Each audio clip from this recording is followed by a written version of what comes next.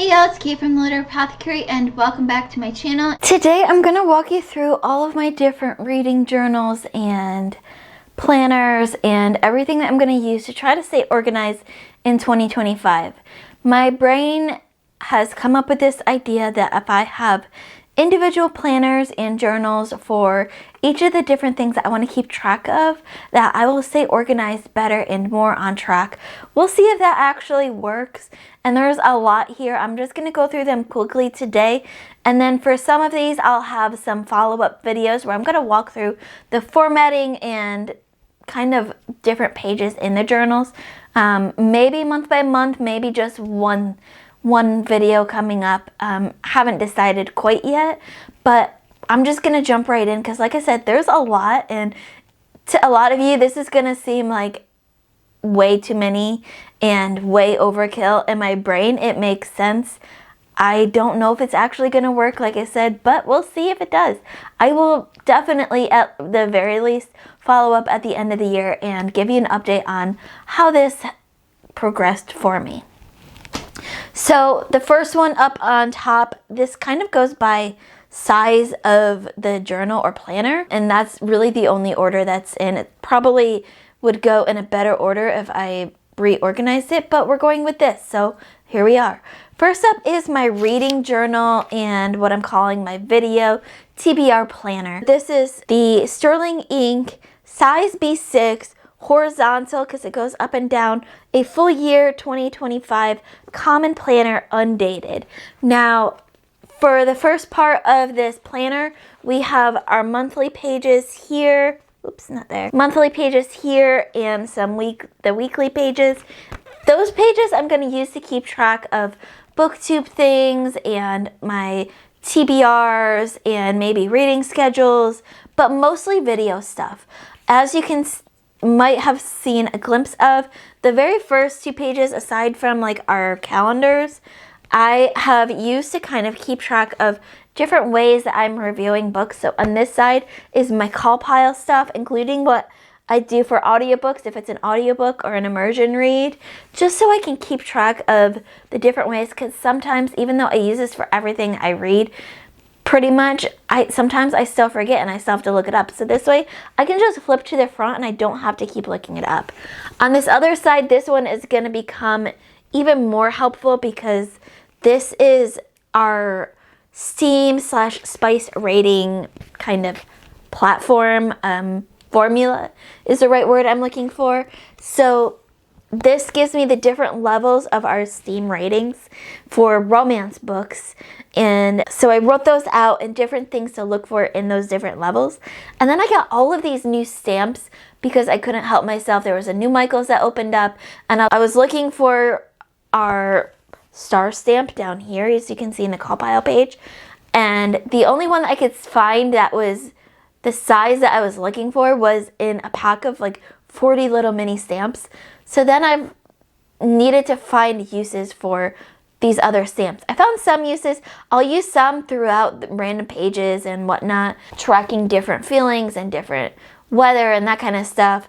But I did find some random uses for these other stamps. So for our level 1 Steam, I have just two people holding hands, or maybe shaking hands. I can't really tell what they're going to be doing, but it's very platonic and very low level. For our second level in our Steam, it's a cocktail. It looks like a martini glass with an olive in there, and this is for the behind closed doors because once you start drinking, unless you're in a questionable movie or you've had a lot to drink, your advances, your romantic advances, tend to go behind closed doors. So it made sense to me for using a cocktail there.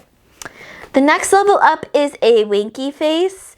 That is because on our third level, this tends to have euphemistic language for actions and body parts and body language and all that kind of stuff. So winky face fit perfectly in my head.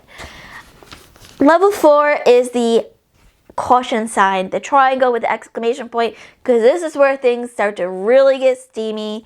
We get at least 2 different intimate scenes with some intimate language thrown in there, and then our fifth level, our extreme spice level, explicit and plentiful, is a steamy cup of hot beverage. I thought of coffee, but this could be whatever hot beverage you want that steams like that.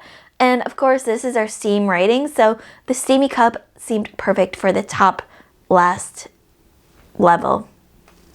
So that's what I used those 2 blank pages for. I felt like it was perfect to put my 2 rating systems there, so that way I have easy access to it when I need it. Like I mentioned, the monthly and weekly pages are going to be used mostly for BookTube video stuff, some for TBR stuff probably, some for just random stuff, because as much as I think I'm organized, I'm not really that organized when I need to be.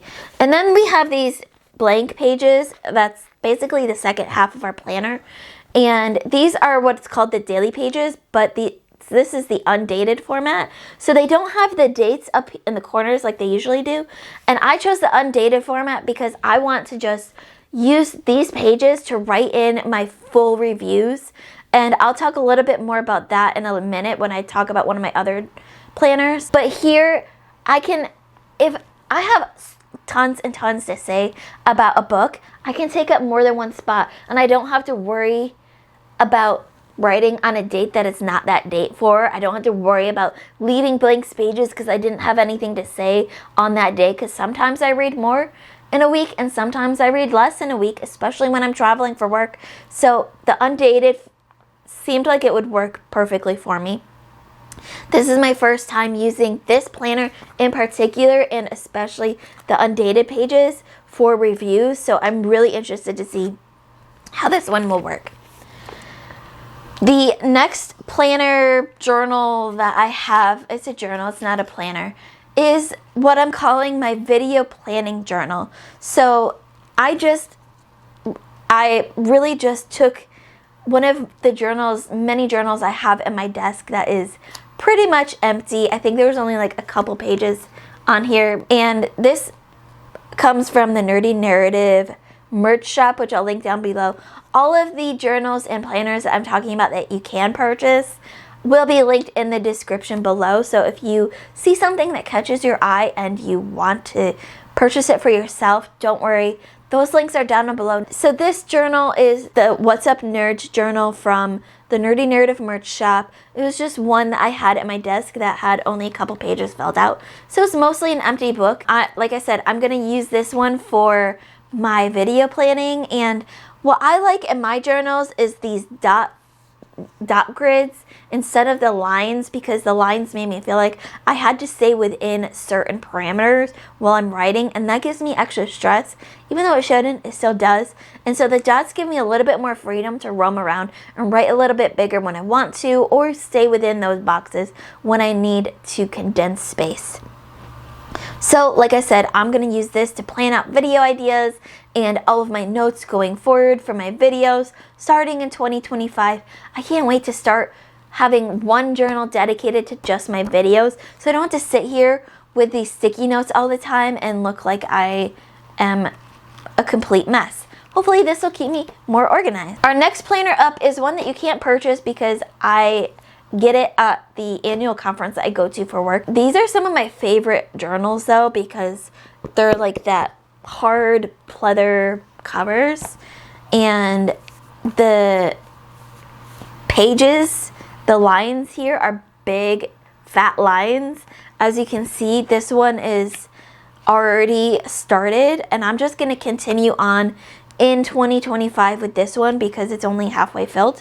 In this, I use it to track my TBR and everything that I'm reading that month, and also kind of my initial reviews. As soon as I finish a book, or as soon as I can after I finish a book, I'll write an initial review with just the call pile scores and maybe a couple notes so I don't forget them when I go to write my fuller review, which will happen in my commonplace journal, is where I'll combine a bunch of different notes, something coming up in our next journal, which I'll talk about in just a minute.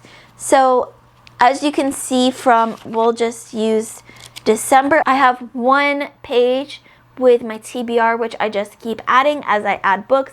And then I go in order of when I finish it, obviously, because I just write here, as you can see, what the book or essay or short story, whatever it is I've just read is, the author, and my thoughts about it. Here you'll see the Assassin's Quest review that I wrote. I had lots to say about it, and then I started in on my compile ratings with the characters, atmosphere, setting, all of that fun stuff. Some notes about where this book is in a series, if it's part of a series, and that kind of stuff. And I think I'm going to also go back and start keeping track of where I put these reviews also.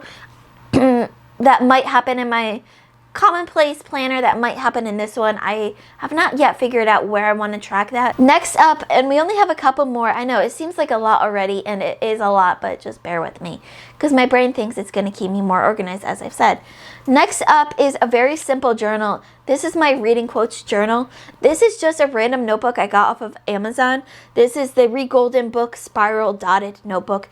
Again, I like that dotted grid pages instead of the lines because it helps me a lot with my brain and the way my brain thinks down. This really was just a random notebook I found on Amazon that I thought, hey, this could work for my reading journal. And so I purchased it. I'll have the link down in the description below if you like it. I like that it has a pen holder here so I can put my pens there when I'm reading. And it even has the handy dandy, if I can get it, strap that goes around. I'm not sure what that's called, but there it is. It has a pocket in the back so you can store some things. And it comes with like stickers and stuff, but I haven't really used those because I just use it for my reading journal. So I've done this reading journal in a couple different ways. And I think what I'm going to do going forward in 2025, because I have all these different types of journals, is just keep track of my reading quotes in here. Instead of, as you can see from these pages, I was keeping track of everything that I read during that day, and that got a little much, and I have other ways of tracking those. So I think I'm just going to go back to just doing our reading quotes in here instead of tracking everything in this and everywhere else. It doesn't make sense when I have all these different journals. So second to last planner up is, well, this one should really come last, but I'm going to talk about it now because it's next in the pile. This is what I'm calling basically my everything else planner. This is a Calibri paper company. It's called The Works Horizontal. As you can tell, I love my horizontal planners. Weekly planner. This, I'm going to have a much more in-depth video on this because there's a lot of different pages per month and week that I'm going to be using to keep track of stuff. But long story short, I'm going to use this to keep track of every other random thing in my life aside from reading and booktube and work. Things like my personal tracking for my fitness and my water intake and stuff like that that I want to keep track of in a fun way. I have color coding systems for all of that kind of stuff, and so just kind of trying to keep more organized in every aspect of my life in 2025. Like I said, we'll see how it goes, but I am really excited for this. I purchased this actually in October so I could start it in November and see how I liked it before I jumped into the new year with a brand new planner. And so far, I'm liking it. I don't use it every week, especially when I was sick with COVID and all that kind of stuff, or when I was traveling. But when I do use it, I feel like it really helps me kind of organize my brain. So I'm excited to see how this continues in 2025. And then the last planner I had is my work planner. We have all sorts of different projects going on and traveling and different events we have to be at and stuff. So I need a planner that's going to keep me organized so I get all of my work done when it needs to be done. And I found this planner. I technically found it on Staples first because that's where our office likes to order their supplies from. But it's also on Amazon, and like I said, the link will be down in the description below. This is called the Blue Sky Planning Calendar Day Designer Rugby Striped Navy. It's a daily and monthly layout, and the thing that I really enjoy most about it is that you get one full page per day, and you get these different check boxes. So here is the times laid out during the day, our top 3 priorities, our to-do list with checks boxes that I can actually check off I don't have to create my own checkboxes anymore. Tonight, some notes that I can write down over here, notes that I can write down for the night, and notes that I can write down on things I'm thankful for, gratitude notes. I just love it. I kind of started looking at it. It's January through December, but because my projects have already started for 2025, I've started kind of plotting some stuff out, especially for January, and I'm already loving it, so I can't wait to see how it works on a daily basis for me. So those are the planners and journals that I am planning to use in 2025 to keep myself organized. If you guys use planners or journals, let me know in the comments below. Which ones do you use? Which ones did you find work well for you? Which ones did you not work well? What kind of styles do you use? Are you a bullet journal? Are you just a plain old regular journal? Reading journals, life journals? Let me know all of your journal and planner thoughts.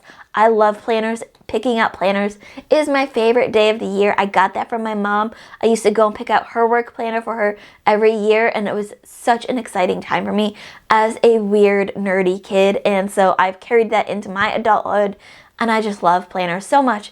So yes, there's a lot of planners and journals here, and it might be too much, and I might not use some of them at all or very little, but as of right now, my brain thinks we'll use them all the time. Each one of them will be helpful in different areas. So that is my run through of all my different planners and journals for 2025. Stay tuned for more in-depth videos on some of these different planners and how I'm going to be using them going forward. And I love you all to the moon and back.